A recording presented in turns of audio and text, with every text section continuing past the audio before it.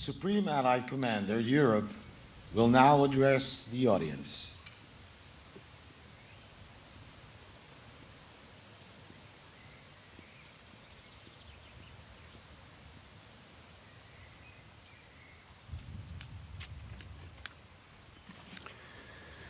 Your Majesty, King Willem-Alexander, Ambassador Hoekstra, Minister Bijleveld, Admiral Bauer, Mr. Wessels, Mayor Ackermans, and Governor Bovens, and the distinguished citizens of this great nation, and most importantly, to the loved ones of the fallen. It is a distinct privilege to be in your presence, certainly on these hallowed grounds. Today, we pay tribute to our fallen heroes, here and abroad, mothers, fathers, sisters, brothers. Their unwavering devotion to their values continues to strengthen the resolve and demeanor of today's warriors. We are tremendously grateful to all of you who have kept the actions of our fallen alive, the stories, the education sessions. These moments are preserving of the tranquility that we all so adore. The uncanny relationship between the Dutch people, these heroes that have fallen, their loved ones, in this moment is profound and inspiring. The American-Dutch bond was forged in the crucible of the Second World War, a war rampant with devastation, destruction, and horrible loss, a war where these heroes fell. And now, 75 years later, the Second World War remains a testament to the criticality of preserving peace. To the fallen, our promise is we will not forget. We remain deeply and forever grateful. The men and women of your 21st century European military will relentlessly preserve the peace that we oh so cherish. We are forever in debt to these fallen heroes. Thank you, and may God bless you all. Dit was de hoogste generaal van de NAVO, generaal Wolters. Hij benadrukt ook nog het bijzondere project waarbij families hier in Nederland de gave adopteerden en ook contact bleven houden met de nabestaanden van de gevallen soldaten. TAPS is the final call of the evening in the United States military. Of all military bugle calls, none is so easily recognized or more apt to evoke emotion as the 24 notes that comprise TAPS. The origin of this signal dates from the American Civil War. The use of TAPS is unique to the United States American military, as the call is sounded at funerals, wreath laying, and memorial services, yet it is recognized around the world. TAPS will be followed by a moment of silence and concluded by a flyover of the Dutch Royal Air Force. They will execute the missing man formation, the traditional airman salute to honor fallen comrades.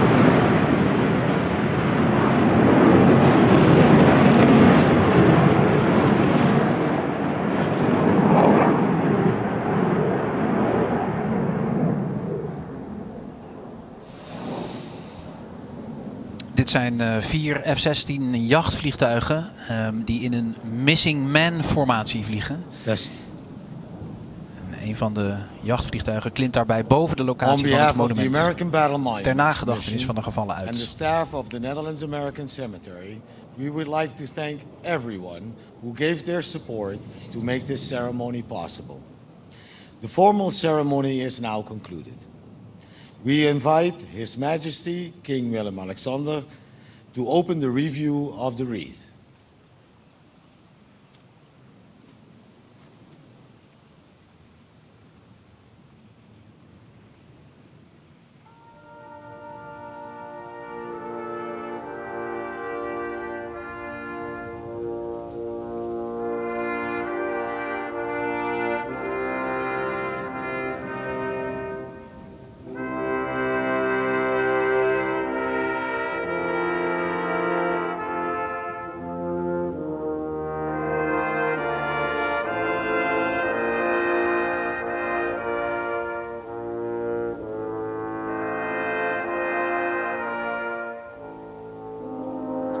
It would be my honor to tell you the story of one of our soldiers. Mr. Ambassador?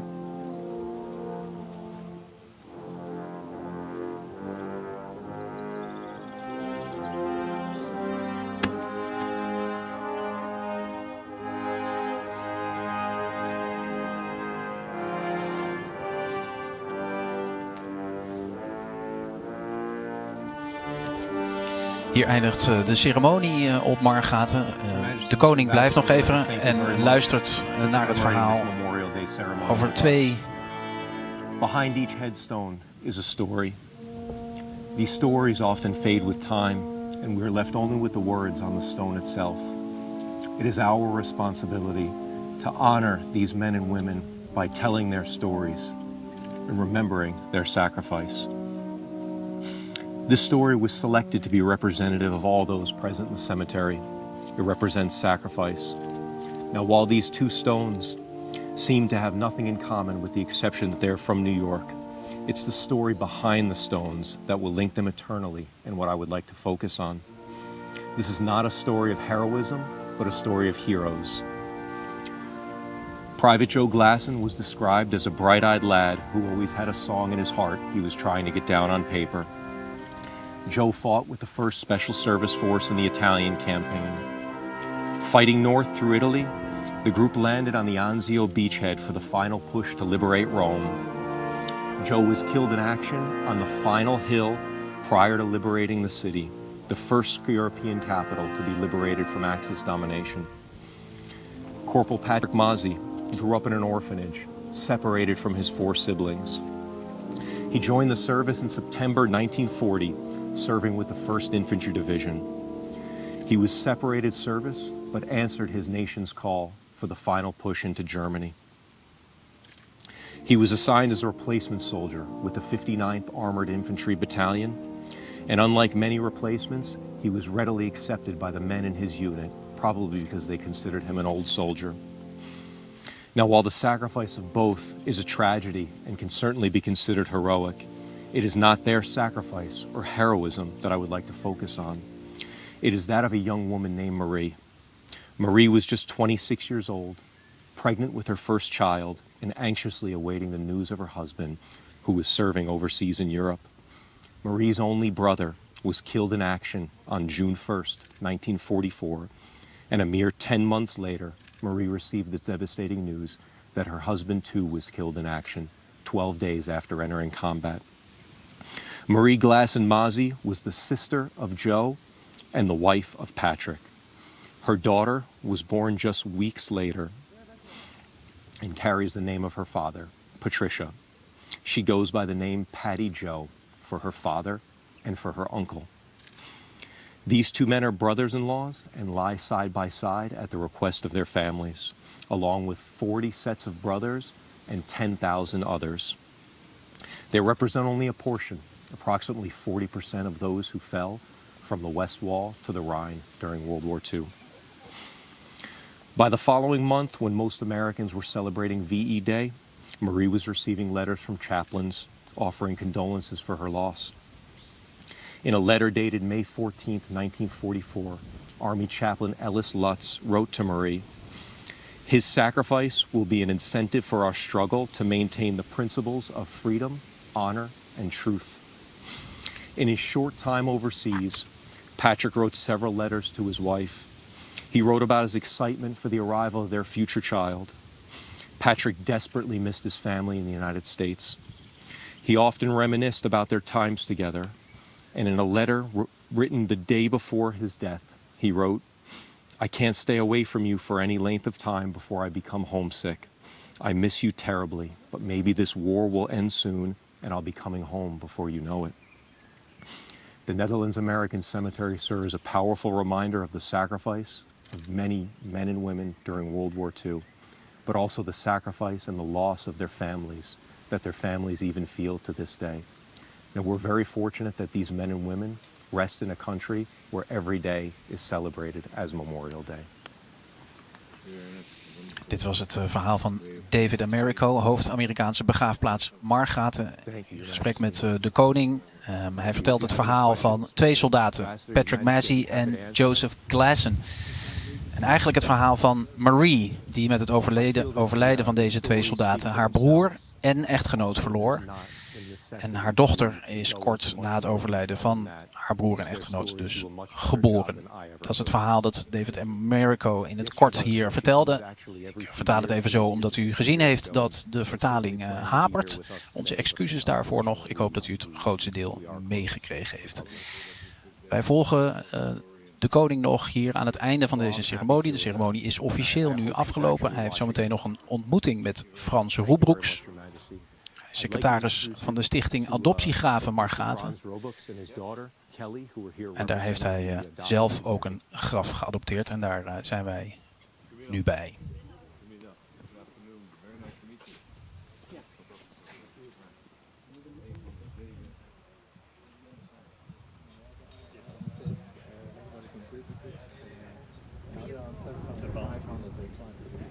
Een adoptieprogramma dat zeer populair te noemen is. Veel mensen blijven zich aanmelden. Er is inmiddels een wachtlijst voor een graf, als ik het zo mag stellen. En hiermee eindigt dan ook deze herdenking van 75 jaar bevrijding op de Amerikaanse begraafplaats Margraten. U heeft het gezien, zonder veteranen en ook zonder die duizenden trouwe adoptanten.